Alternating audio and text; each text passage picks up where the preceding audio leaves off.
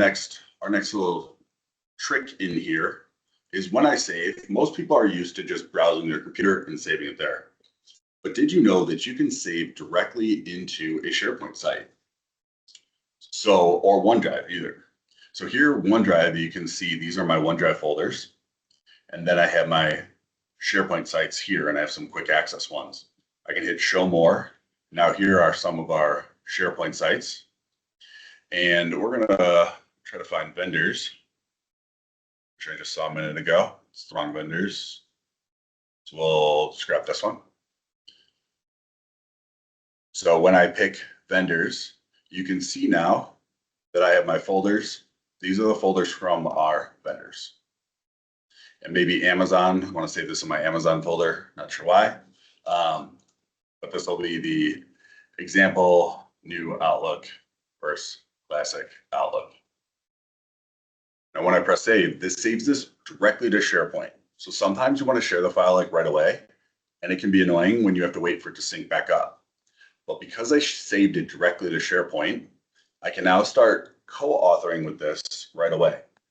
So I want to send this to Kathy and get her feedback on it, because she's probably going to have to turn this into a more coherent article for me. So I'm going to go to File and Info. And by going to File Info, it gives you this copy path, which is really nice.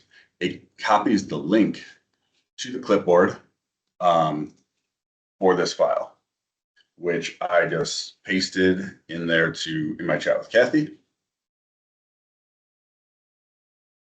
And I'll just paste in this Word document so you can kind of see what that looks like. So it gives me this link directly.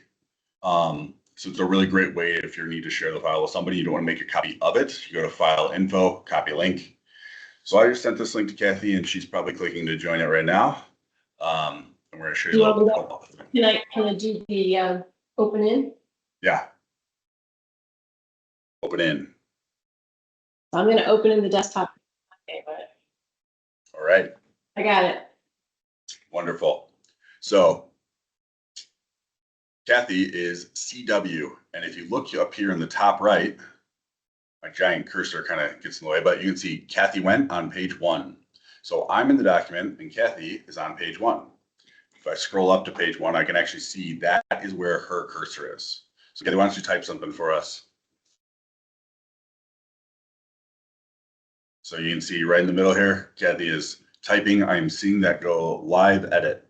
So if you are often working in the same Excel files, Word files, PowerPoint files, this is extremely helpful and wonderful that Kathy can give me a countdown on this 10 minutes left and tell me to hurry up nicely. So to be able to work on it, and this works only if the files are stored in SharePoint and OneDrive. All right, last little. Go ahead, we use this all the time. This is really, really helpful when we are collaborating on a document. Really, really helpful. Saves time. I actually use this in almost every meeting I'm in with somebody else on our team. So when I'm in a client meeting, instead of us both keeping our own notes, I create a Word document, save it in the client folder, and I send them the link, and we have the notes, and they can see what I'm typing in real time. I can see what they're typing in real time. So we can have one cohesive note document between the two of us. Except Kathy loves her own notes, and I like my notes my way. So we both, when I'm meetings with Kathy, we both keep our notes our own way. All right. Last little tip on Word. So I have my ribbon across the top here, and I can actually collapse this ribbon to make it a little bit easier to work in. I really like this, just being able to hide this sometimes and work on what you're working in. So if you double click, so I'm in home up here to the top, I am double clicking to open and collapse that. That works in Excel, Word, PowerPoint, pretty much everything. That's a good way if you're trying to get focused to just kind of minimize one more thing.